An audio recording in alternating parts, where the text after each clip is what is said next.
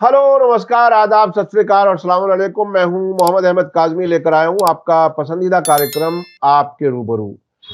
Israel फिलिस्तीन जंग की कवरेज जिस तरह से हम कर रहे हैं उसे आप लोग बहुत पसंद कर रहे हैं। हम मुसलसल खबरें आप तक पहुंचाते हैं और कुछ जानकार लोगों से आपकी मुलाकात कराते हैं ताकि कुछ गहराई से मालूमात हो सके। जो वेस्टर्न मीडिया है और हमारा गोदी मीडिया, वो तो आपको इंफॉर्मेशन देना ही नहीं चाहता। बहुत ही कमाल की बात यह है कि कुछ मीडिया में बैठे हुए लोग, प्रोपेगंडे पर यकीन करने वाले लोग ये समझते हैं कि अगर हम खबर लोगों को नहीं देंगे तो कोई ग्राउंड रियलिटी बदल जाएगी, लेकिन ऐसा कभी होता नहीं है। वक्ती तौर पर लोगों को खबरों से दूर रखा जा सकता है, लेकिन जहां के बारे में आप कुछ बताना नहीं चाह रहे वहां वही सब कुछ होता है। अगर ऐसा ना होता तो आज हमास खत्म हो चुका होता, लेकिन ऐसा नहीं हुआ। अगर ऐसा होता तो इजराइल पूरी तरह से कंट्रोल कर चुका होता गाजा पर, लेकिन ऐसा नहीं हुआ। आज इजराइल फिलिस्तीन जंग के सिलसिले में एक बार फिर फिरोज मीठी बोरवाला साहब से हमारी मुलाकात है, और वो अभी हाल ही में मॉस्को में फिलिस्तीन से मुताल्लिक एक कॉन्फ्रेंस हुई थी, उसमें गए थे। उससे पहले वो इसी किस्म की कॉन्फ्रेंस इस्तांबुल में शरीक हो चुके हैं, और बेरूत में भी आप जा चुके हैं इस जंग के शुरू होने के बाद। तो हालात को बहुत नजदीक से देख रहे हैं। फिरोज मीठी बोरवाला साहब एक लंबे अरसे से, बल्कि कहा जाए नौजवानी से ही, बचपन से ही फिलिस्तीन इशू पर बहुत ही सेंसिटिव है, बहुत काम कर रहे हैं। आपने 2011 में एशियन कॉन्वॉय टू गाजा, उसमें बहुत ही लीडिंग रोल अदा किया था। 2012 में ग्लोबल मार्च टू जेरूसलम, उसमें भी आप शरीक हुए थे। एक लंबा अरसा है जिससे ये अंदाज होता है कि पल पल हिस्ट्री के, तारीख के, इजराइल फिलिस्तीन मामले के उनके जहन में है, और बहुत ही दुनिया भर के मीडिया को पढ़ते हैं, बहुत ही इंफॉर्मेशन उनके पास होती है। मैं बहुत सी चीजें सीखता हूं उनसे। फिरोज मीठी बोरवाला साहब, वेलकम है आपका। मीडिया स्टार वर्ल्ड को आप वक्त दे देते हैं, उसके लिए बहुत बहुत शुक्रिया। आप ये बताइए कि इस वक्त जंग को आप कहां देख रहे हैं, और आपकी मॉस्को मीटिंग किस तरह से रही, कैसी रही? जी, थैंक यू अहमद भाई। It's always a pleasure to be on your show, क्योंकि मैं भी आपसे बहुत सीखता हूँ। आपका भी कुछ चंद लोग हैं देश में जिनकी इतनी गहराई से, बारीकी से वो अंडरस्टैंडिंग है और फॉलो करते हैं, उसमें से हम कुछ लोग हैं जी। खाली इतना ही अहमद भाई कि आपने कहा था कि इसराइल फिलिस्तीन जंग, ये इसराइल और फिलिस्तीन की जंग नहीं है, इसराइल की जंग फिलिस्तीन पे है। ये कोई एक सिमेट्रिकल वॉरफेयर नहीं है कि ये दो देशों के बीच में या दो बड़ी ताकतों के बीच में कोई जंग हो रही है। This is Israel's war on Palestine. Okay, ये कोई इसराइल, मतलब मीडिया तो ये इसराइल हमास वॉर और ये सब बेवकूफ़ी बातें करते हैं, ठीक है ना। तो ये एक ऑक्यूपाइंग पावर है जो एक सिविलियन पॉपुलेशन पे एक वॉर कर रहा है, और वहाँ से रेजिस्टेंस हमास और दूसरे फोर्सेस कर रहे हैं, ठीक है। उसमें इतना ही मुझे बोलना है कि इसराइल इतना कंफ्यूज स्टेट में दिख रहा है कि वो रफा में गया, वहाँ से 3 लाख लोगों को वहाँ से निकलना पड़ा। वो 3 लाख लोगों को बोले तुम लोग नॉर्थ की तरफ जाओ, तो वो उत्तर की तरफ बढ़ने लगे। इसराइल लड़ रहा है रफा में, कुछ आगे बढ़ नहीं पा रहा है। रफा का क्रॉसिंग उसने कैप्चर कर लिया है, जहाँ से खाना पीना दवाई आती है, तो उससे भी इसराइल को नुकसान ही है, क्योंकि दुनिया देख रही है कि वो क्या नरसंहार कर रहा है। बाद में पता चला कि जो बोल रहा था इसराइल की पूरा नॉर्थ गाजा मेरे हाथ में है, तो पता चला कि नॉर्थ में भी हमास ने रिग्रुप कर लिया है, और वहाँ बड़ा लड़ाई चल रहा है। तो जबालिया कैंप जो नॉर्थ में है, वहाँ लड़ाई चल रही है। खान यूनिस जो उसने लिया था, वापस वहाँ लड़ाई चल रही है। रफा में लड़ाई चल रही है। तो 8 महीने सब कर क्या रहे हो? एक वर्ल्ड पावर मानी जाती है इसराइल की आर्मी, अमेरिका, ब्रिटेन, फ्रांस, सबके हथियार आपके पास है। आपके पास हवाई जहाज है, मिसाइल्स है, ड्रोन है, सब कुछ है। और उसके बाद अब 8 महीने के बाद एक छोटी ताकत को हरा नहीं पाए, और दुनिया देख रही कि आप खुद कंफ्यूज स्टेट में हो, ठीक है। क्योंकि एक है जंग लॉन्च करनी, वो तो तुमने कर लिया है, ओके। मगर एक पोस्ट वॉर सेटलमेंट की बात होती है कि जंग के बाद क्या होगा, अभी तक उसके पास कोई उत्तर नहीं है। वो कोशिश कर रहा है कि यूएई, सऊदी, ये सब से मैं बात करके उनको लाऊंगा ताकि आप आके संभालो। मैं तो जाने वाला कहीं नहीं, मगर आप आके संभालिए, हमको हमास को निकालना है। तो यूएई तक जो है, उन्होंने कहा कि ऐसा हम लोग कुछ नहीं करने वाले तुम्हारे साथ।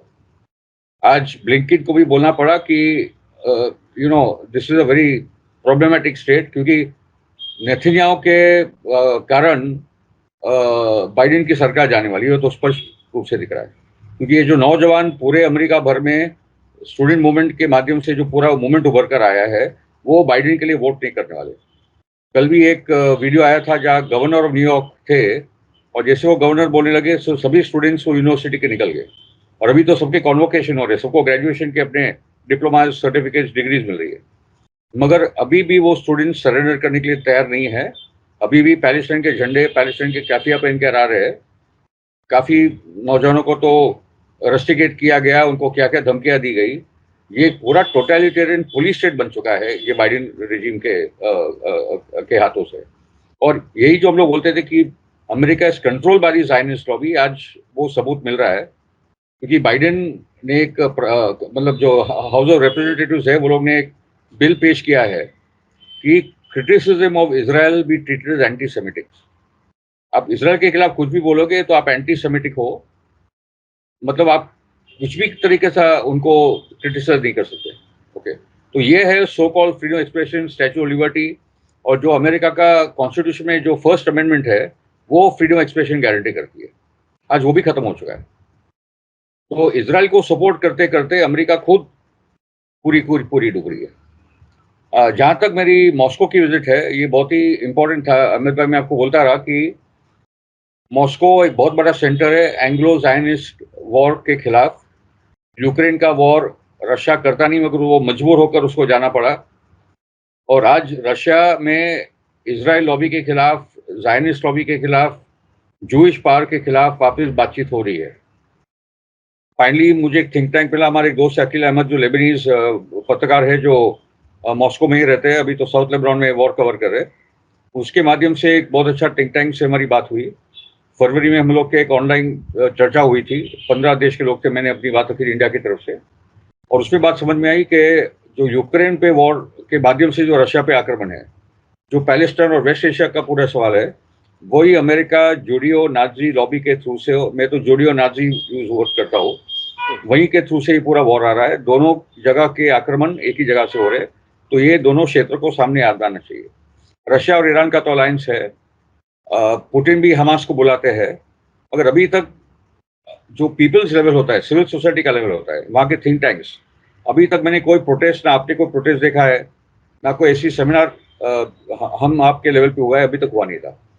तो बाद में एक मिस्टर अराइक करके है स्टेपनॉव, उनसे बात हुई, मेरे एक दोस्त यूजीन, उनसे लगातार बात हुई, और फाइनली हम लोगों ने कहा कि ये दोनों इश्यूज पे पैरेलली चर्चा हो। ये पूरी जो नेटो यूक्रेन वॉर आप पे हो रही है, और पैलेस्टाइन से लेकर ईरान, पूरा वेस्ट एशिया, सीरिया, ये सभी सवालों पे बात हो, तो वो भी समझ चुके हैं। तो फाइनली 26 तारीख को, 27 तारीख को हम लोग सब मॉस्को में थे। मोल्डोवा, फिनलैंड, चेक रिपब्लिक के भी लोग आए थे, क्योंकि जो वॉर्सो पैक्ट के स्टेट्स से ईस्टर्न यूरोप वाले, वो भी अभी वेस्टर्न यूरोप के पूरे डोमिनेशन से उब रहे हैं। और मतलब यूरोप को एक कॉलोनी बना के रख दिया है अमेरिका और इजराइल का, ये हालात उनको भी दिख रहा है। क्योंकि पूरा कॉर्पोरेट फाइनेंशियल कैपिटल ये देशों को उन्होंने कब्जा कर लिया है।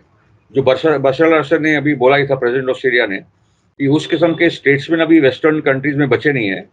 जो भी उनके प्रेसिडेंट, प्राइम मिनिस्टर है, सब कॉर्पोरेट मैनेजर्स है।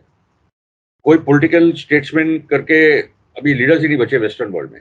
दे आर मियरली कॉर्पोरेट कंपनी के मैनेजर्स बनकर वो काम करे। हथियार बेचने हैं, तेल लेना है, बेचना है, बस वो इनका काम है। कोई पॉलिटिकल विजन नाम की चीज नहीं है। ओके, तो ये मॉस्को की कॉन्फ्रेंस में से जो प्रस्ताव पारित हुआ, वो प्रस्ताव में पहले मतलब जो 15 पॉइंट्स है, उसमें तो 7 से 8 पॉइंट सब पैलेस्टाइन रिलेटेड है, वेस्ट एशिया रिलेटेड है, वहीं से शुरुआत होती है। तो ये बहुत इंपॉर्टेंट डेवलपमेंट है। अभी हम लोग उस पर बिल्डअप कर रहे हैं। हमारे उस कॉन्फ्रेंस में सीरिया के भी एक सीरिया के एक साथी आए थे ऑनलाइन, सैयद मोहम्मद बरांडी थे ईरान से, हमारे एक दोस्त इंडोनेशिया थे, ऑस्ट्रिया के भी लोग थे।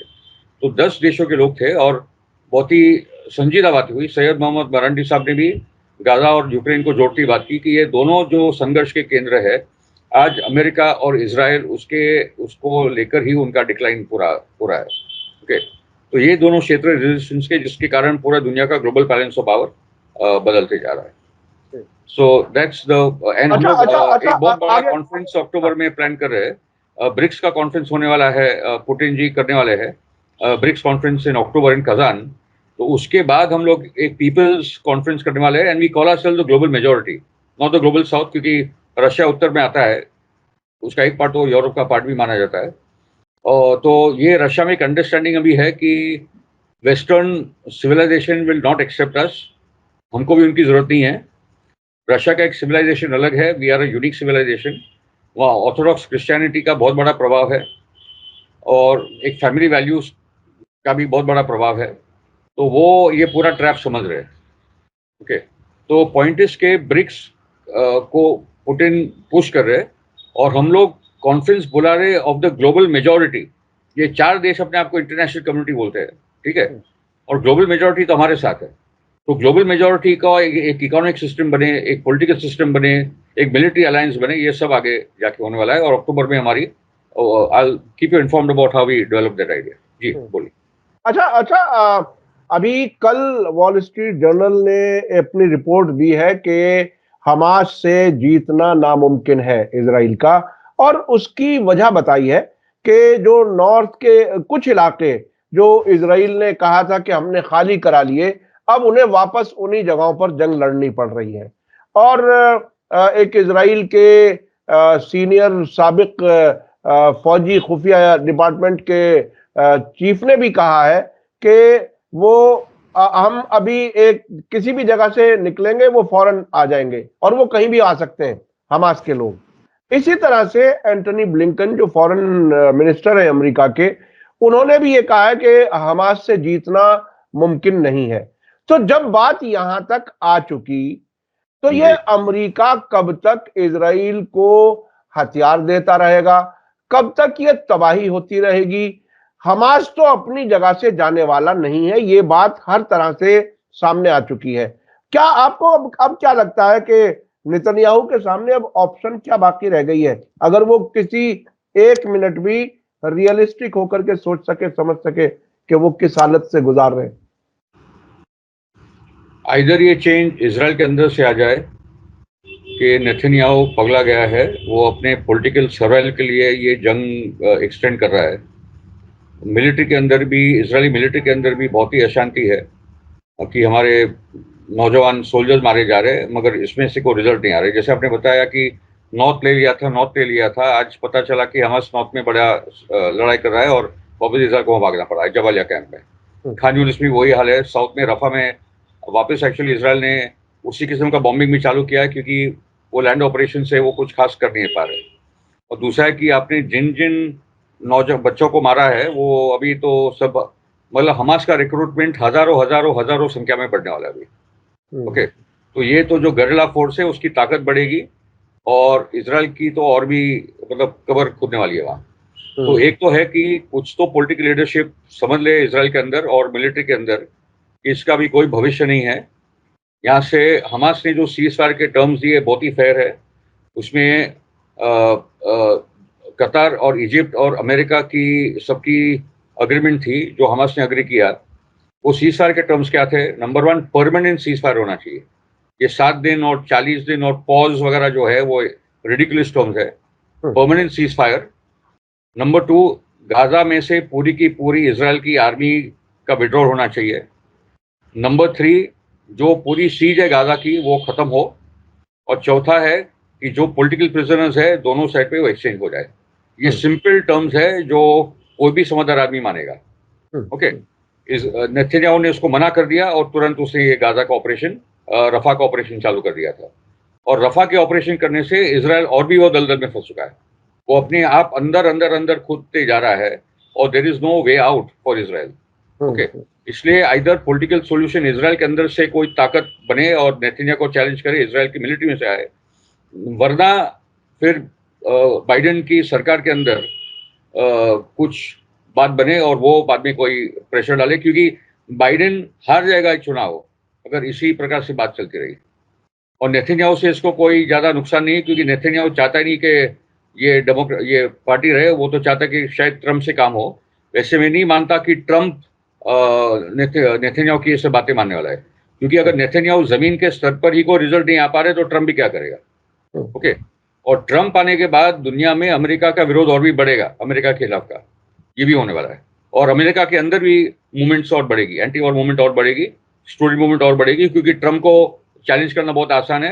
ये लिबरल्स का जो ड्रामाबाजी होती है बाइडेन वाली, और उसको, जैसे ओबामा ने सबसे ज्यादा जंगे शुरू की, मगर कोई एंटी वॉर मूवमेंट नहीं बना था ओबामा के टाइम पे, मगर बुश ने मूवमेंट शुरू की थी, वॉर चालू किया था, तो बहुत बड़ा एंटी वॉर मूवमेंट बन गया था। तो मैं पूछता रहा अमेरिका के मेरे दोस्तों को कि भाई आप लोग कहाँ थे जब ओबामा ने लीबिया से लेकर सीरिया ये सब बर्बादी फैला दी थी। तो एक दोस्त का बोलना था कि we were maybe more anti Bush than anti war. Okay, तो ट्रम्प आने के बाद भी आइदर ट्रम्प आके दो काम करे कि रशिया और यूक्रेन का वॉर बंदी कर दे, रशिया के हाथ में जो है वो तो गया, अभी कोई देने वाला नहीं है, और इसराइल को ठिकाने पे लाए कि भाई ये बंद करो, America can not sustain $90 billion, $100 billion. Trump तो इतना तो जरा समझता है चीजों को, मगर अभी there is no way out, you have to move towards the political solution. ये तो बता दिया है फिलिस्तीनियों ने, और ईरान के हमले के बाद जो इजराइल ने बोला था मैं देख लूंगा, अभी तक कुछ देखा भी का नहीं उसने। ओके, तो ये बहुत बड़े टर्निंग पॉइंट्स आ चुके हैं। और हेजबोला ने ये बोल दिया अहमद भाई कि आज 30% इजराइल इज नॉन इनहैबिटेबल, वहां लोग रह नहीं सकते। पूरा जो उत्तर का पार्ट है हेजबोला ने खाली कर दिया है, साउथ का जो पार्ट है, गाजा को लगकर जो पार्ट है, वहां भी पूरे सेटलमेंट्स खाली हो चुके हैं, और बहुत बड़ी आबादी ऑलरेडी इजराइल की भाग चुकी है, 5 लाख से 10 लाख लोग भाग चुके हैं। ओके, तो जब आप सिक्योरिटी नहीं दे पाओगे तो इजराइल का भविष्य क्या है। अच्छा, ये बातें खुद अमेरिका भी मान रहा है और इजराइल भी मान रहा है। आपने जो बाइडेन के ड्रामेबाजी का जिक्र किया, मैं आपको याद दिलाऊं, बहुत ही ताजा एक बहुत बड़े सीनियर मोस्ट फिलिस्तीनी जर्नलिस्ट हैं जो गाजा में पैदा हुए थे, लंदन में रहते हैं, अब्दुल बारी अतवान, और वो आजकल रायल यौम नाम के अरबी अखबार के एडिटर हैं। उससे पहले अल कुद्स और कई मुल्कों के बड़े अखबारों के एडिटर रह चुके हैं अरब मुल्कों में, जिसमें सऊदी अरब और लीबिया भी शामिल है। उन्होंने एक आर्टिकल लिखा है, उन्होंने ये कहा है कि जो बाइडेन नेतन्याहू से भी बड़े प्रोफेशनल पेशेवर झूठा आदमी है, इस पर बिल्कुल भरोसा नहीं किया जा सकता। वेरी गुड, ये बात उसने बहुत खुल करके की है कि इस पर कोई भरोसा ना करे, ये सिर्फ दिखाने के लिए ऐसा कर रहा है, अपने यहाँ के स्टूडेंट मूवमेंट को ठंडा करने के लिए ये बात कही है, और इलेक्शन जीतने के लिए बात कही है। तो जब बात यहां तक मतलब आ चुकी और लोग खुल करके कह रहे हैं कि प्रोफेशनल झूठा है, अब जो दुनिया की सुपर पावर का प्रेसिडेंट, जिसे दुनिया में सबसे ताकतवर आदमी कहा जाता रहा है, उसका हाल अब ये हो गया बिल्कुल, जिसे मेल्ट डाउन जिसे कहा जा सकता है। क्या होगा, मतलब दुनिया की ये बड़ी तब्दीली क्या कुछ होने वाली है?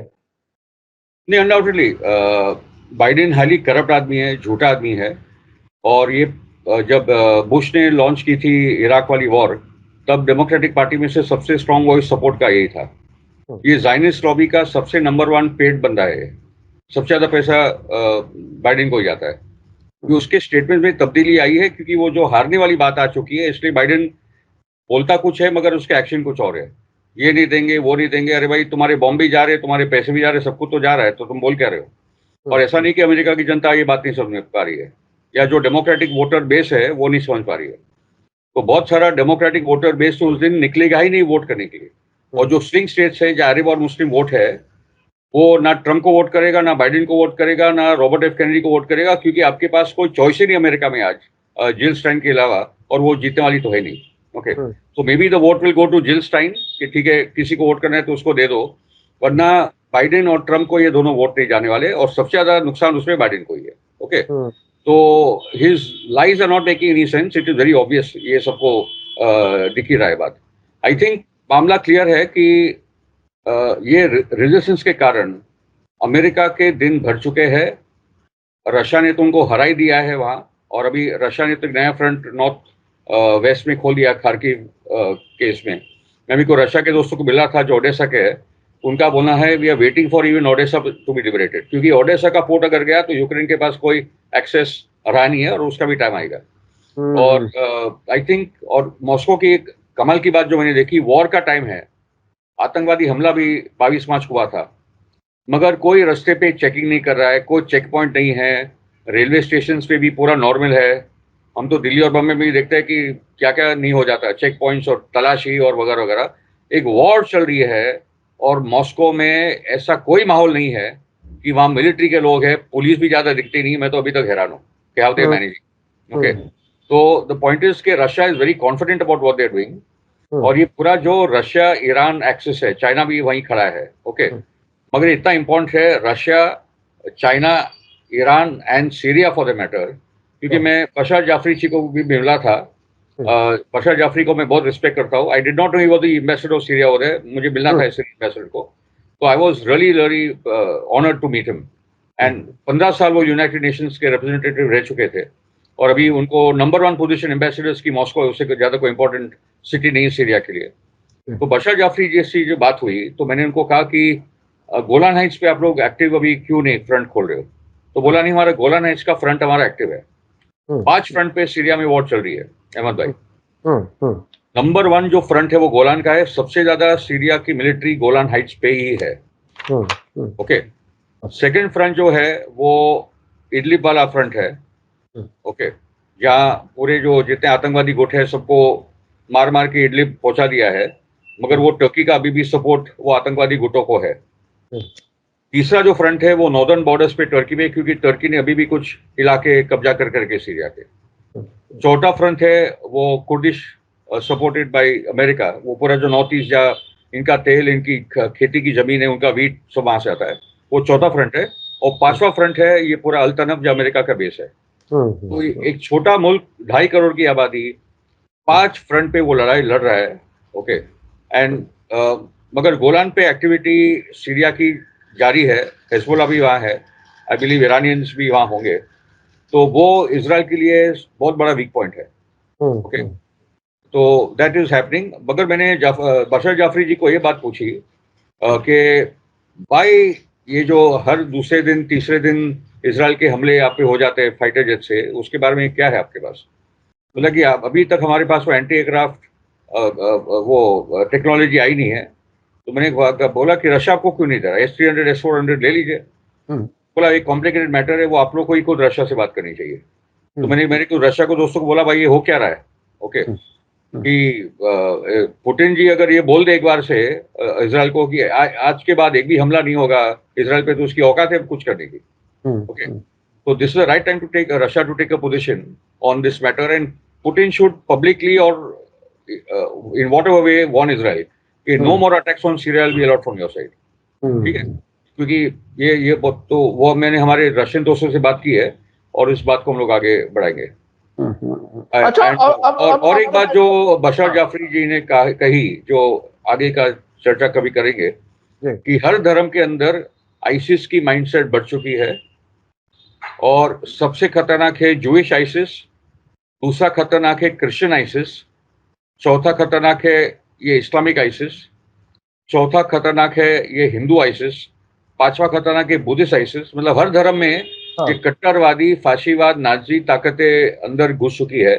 मगर क्योंकि दुनिया जूइश आइसिस और क्रिश्चियन आइसिस की ज्यादा बात नहीं करती तो हमको नहीं पता है, मगर सबसे ज्यादा खतरा दुनिया को आता है एक्चुअली ये विचारधारा से। बिल्कुल, ये बात हुई, बहुत इंपॉर्टेंट बात हुई उनके साथ। ये शिद्दत पसंदी जहां जहां भी बढ़ाई जा रही है, वो जाहिर है वही ताकतें हैं जो दुनिया को बांट करके देखना चाहती हैं, कमजोर देखना चाहती हैं। अब मैं आना चाहता हूं भारत के मामले पर। एस जयशंकर जो विदेश मंत्री हैं, उनका कोई बयान है अमेरिका के सिलसिले में, वो क्या कुछ है? अमेरिका की ताकत अब घट रही है, क्या भारत ऐसा महसूस करने लगा, क्या है उसमें? ये बहुत इंटरेस्टिंग हो रहा है एक्चुअली कि दो बातें बहुत इंपॉर्टेंट है अभी। The dominance of the United states which started after the end of the Cold War has effectively come to an end.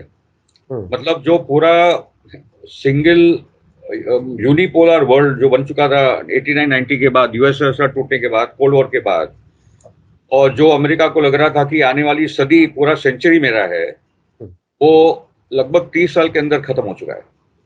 Okay, 1990 to 2020, in fact उसके पहले खत्म हो गया था। मगर ये इंडियन फॉरेन मिनिस्टर जयशंकर जी का स्टेटमेंट है, the dominance of the United states which started after the end of the cold war has effectively come to an end. यानी अब ये नहीं कह रहे कि कमजोरी की तरफ जा रहा है, बल्कि ये कह रहे हैं कि खत्म हो चुका। ये बहुत बड़ी बात है आमतौर पर। और उसी कॉन्टेक्स्ट में जो इंडिया और ईरान का वापस एक एग्रीमेंट चाबार को हुआ है, वैसे हर साल ये रिन्यू होता है, मगर इंडिया ही आगे नहीं बढ़ती। ये बहुत बड़ा मौका दिया है ईरान ने इंडिया के लिए कि भाई आप चाबार आ जाइए और आपको पूरा सेंट्रल एशिया का रूट, रशिया का रूट, यूरोप का रूट वहां से मिलता है। मगर क्योंकि मनमोहन सिंह के सरकार पे भी दबाव था, मोदी सरकार के भी दबाव अभी भी है, इसलिए इंडिया आगे बढ़ नहीं रहा। मगर अभी जब ये दिख रहा है कि अमेरिका की ताकत ही टूट चुकी है, और एटलीस्ट मोदी सरकार ने एक अच्छा काम किया था कि वो रशिया के साथ खड़ा रहा, और वो एक हमारा पुराना नेहरू जी के कारण, इंदिरा जी के कारण हमारे वो जो संबंध है रशिया के साथ, जो निगलेक्ट हो रहे थे मोदी जी से, मगर बाद में वो भी समझ गए। तो आज मोदी सरकार की वो समझ आ गई कि अमेरिका का टाइम खत्म हो चुका है। इसलिए इंडिया की तरफ से भी मैं मानता हूं कि बहुत सारे चेंजेस इस दिशा में होंगे। इंडिया की अभी भी एक बहुत बड़ी कमी है ये आरएसएस वाला जो माइंडसेट है मोदी का, जो इजराइल के साथ उसके संबंध है। ओके, और ये जो रिपोर्ट्स आई कि Indian companies are, weapons companies are involve in supplying weapons to Israel, तो वो कंपनियों पे भी वॉर क्राइम्स के मुकदमे चलेंगे। जल्दी ये गवर्नमेंट ऑफ इंडिया समझ ले, और क्योंकि अडानी और एल्बिट का भी जो एक ये पैक्ट है, उनका एग्रीमेंट है to manufacture drones, Hermes drones, तो ये अडानी पे भी ये वॉर क्राइम्स के मुकदमे चलने वाले हैं। तो ये यानी भारत को एहतियात से काम करना चाहिए। अगर वो डिप्लोमेटिकली अपने आप को थोड़ा सा बचा करके चल रहा है, तो उसे चाहिए कि ये जो भारत के रक्षा मंत्रालय की कंपनी है म्यूनिशंस इंडिया लिमिटेड, वो उनको हथियार देने में और गोला बारूद देने में इन्वॉल्व पाई गई है। वायर ने स्टोरी की है। उससे पहले अडानी की कंपनी है हैदराबाद से, जो अडानी की और इजरायली कंपनी जॉइंट वेंचर है, वहां से ड्रोन भारत से गए हैं गाजा के खिलाफ कार्रवाइयों में। तो ये कोई अच्छा साइन नहीं है, इससे नुकसान हो सकता है। अच्छा, आखिर में लोगों को अपनी ऑब्जर्वेशन जंग के नतीजे के तौर पर क्या कुछ होने वाला है, जंग खत्म होगी तो कैसे होगी? एक तरफ एक बहुत ही जिद्दी आदमी कहिए या पागल कहिए वो है, उस तरफ उसके खिलाफ मजबूती से अमेरिका कोई कार्रवाई नहीं कर रहा है। तो इस एहतियात में पहले आप वाले हालात में तो ये नुकसान और बढ़ता चला जाएगा इंसानियत का। हमास को वो खत्म कर पाए ऐसे मुमकिन नहीं लगता। आपका क्या कहना है इसमें? खत्म होनी तो दूर की बात है, वो तो बातचीत भी करना मतलब कोई मतलब ही नहीं है वो बात का। मैं तो मानता हूं कि हमास और पूरी पैलेस्टाइन रेजिस्टेंस ने अपनी ताकत को प्रूव कर दिया। 8 महीने के बाद वो खड़े हैं, और इजराइल यहाँ भाग रहा है, वहां भाग रहा है, नॉर्थ भाग रहा है, जबालिया भाग रहा है, कभी खान यूनिस भाग रहा है, उनको समझ भी नहीं आ रहा है। ओके, और जो जगह उन्होंने खत्म कर दी थी वहीं जाके ये लड़के लोग खड़े, और ये लड़के है, नौजवान लड़के हमास के फाइटर्स, ओके, गेरिला जो पूरी फोर्स खड़ी की है। तो आई थिंक इजराइल एक ऐसे दलदल में फंस चुका है, और ये दलदल उनको खत्म कर लिया जाएगा।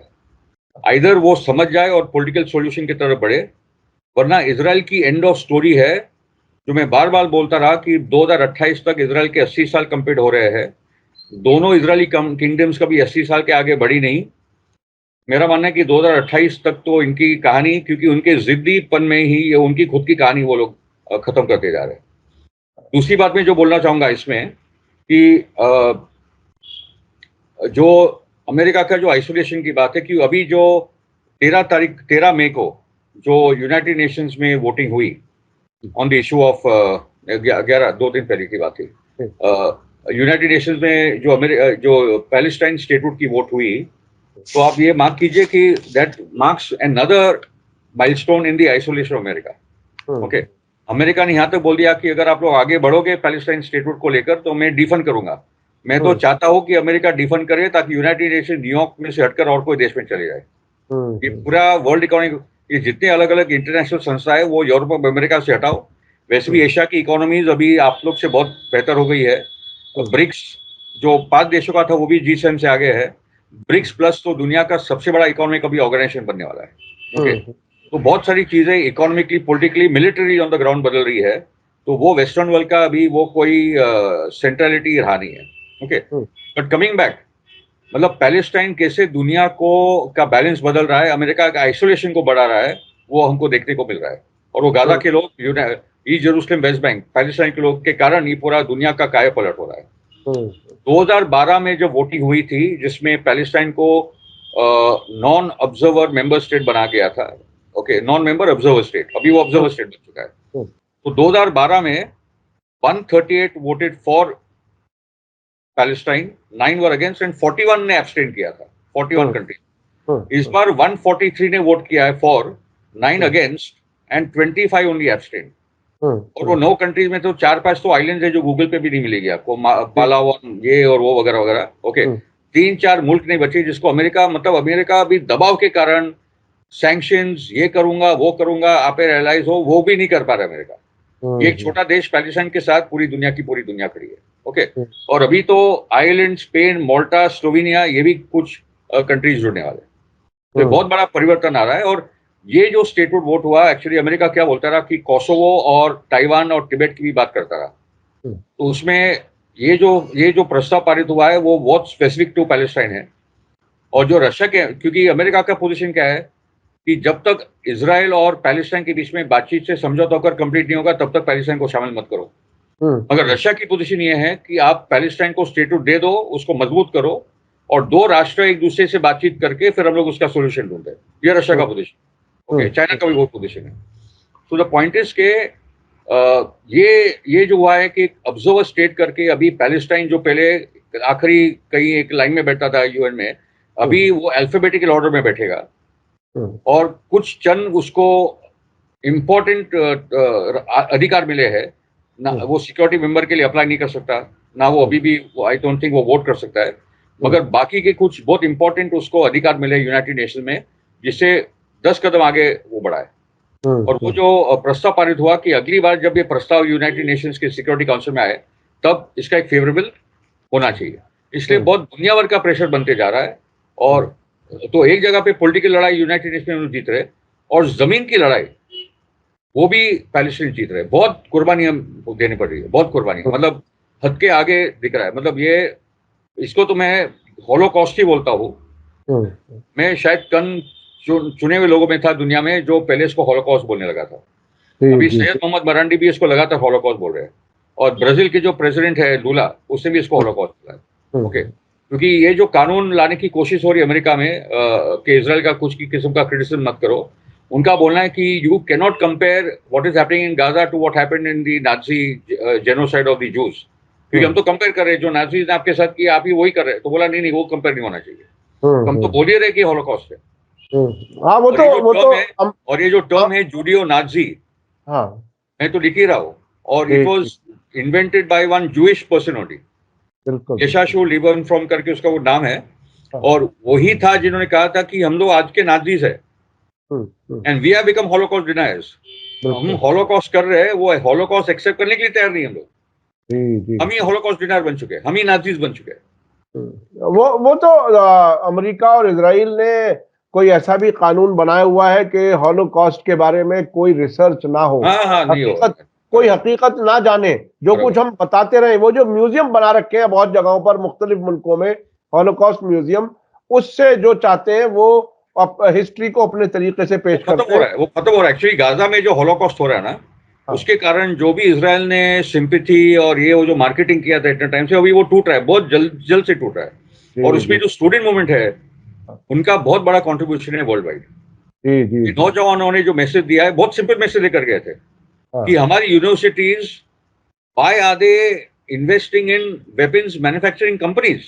मतलब एक फीस जो होती है $90,000, $100,000, हम जो इतना फीस भर रहे हैं, ये टॉप आईवी कॉलेज है, हमारा फीस का पैसा आप, मतलब जो कोलंबिया यूनिवर्सिटी है उसका कुछ $13.4 बिलियन का बजट है।